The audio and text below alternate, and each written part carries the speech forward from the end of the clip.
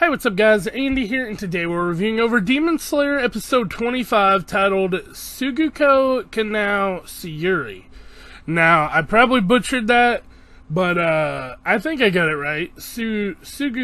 Okay, now I'm not even going to be able to pronounce it. We'll talk about it in a minute, because I did look up what the stuff meant. So, we cut into this episode really kind of lighthearted and work our way up through the training.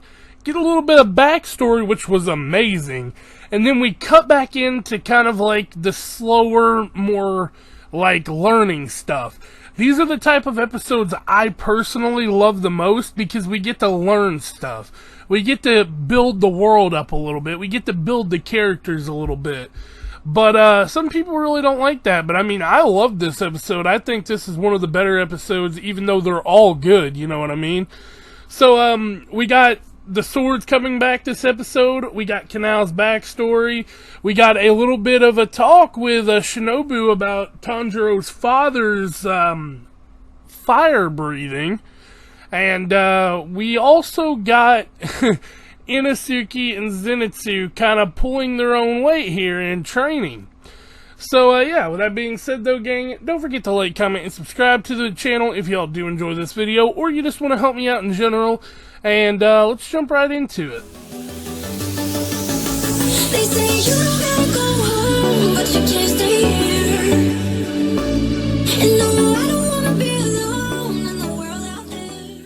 So, like I said, we start off pretty lightheartedly here. Tanjiro has the girls help him by hitting him in his sleep if he stops, you know, his total concentration.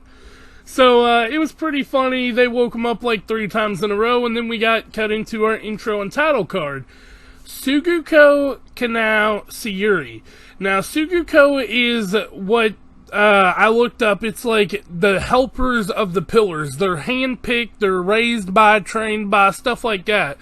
And then, of course, KANAO TSUYURI is the girl who was in the exam with Tanjiro, and it's, you know, KANAO. I mean, I guess I can't really explain her any better than that, but we do get her backstory here. So we come back into the episode with, you know, Tanjiro still training hard, and we find out that his training is paying off because he almost got her hand.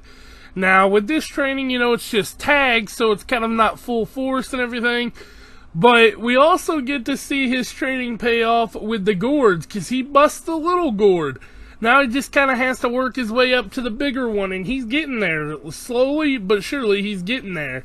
And we cut into this. They're trying to learn the steps to the total concentration, and they're just lost completely.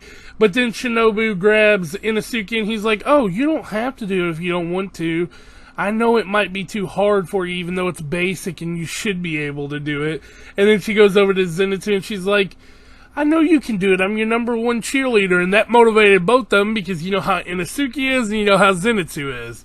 But then we cut into the real stuff of the episode.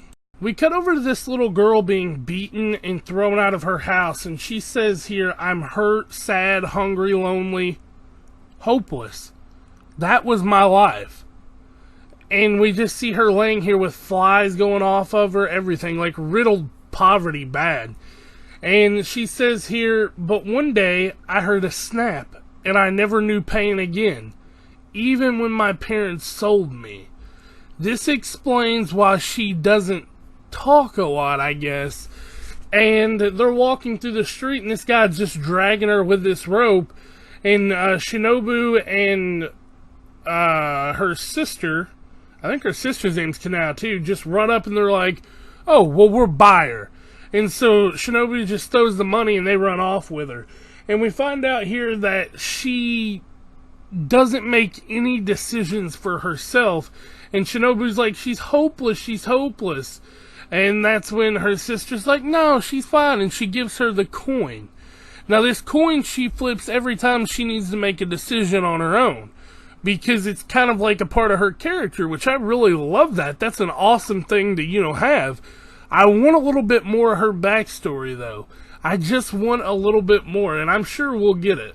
We cut back over to the two guys bringing their swords to him, and he literally just attacks Tanjiro. He's like, "How dare you snap my sword in two? You're careless, you're worthless, you're, you know."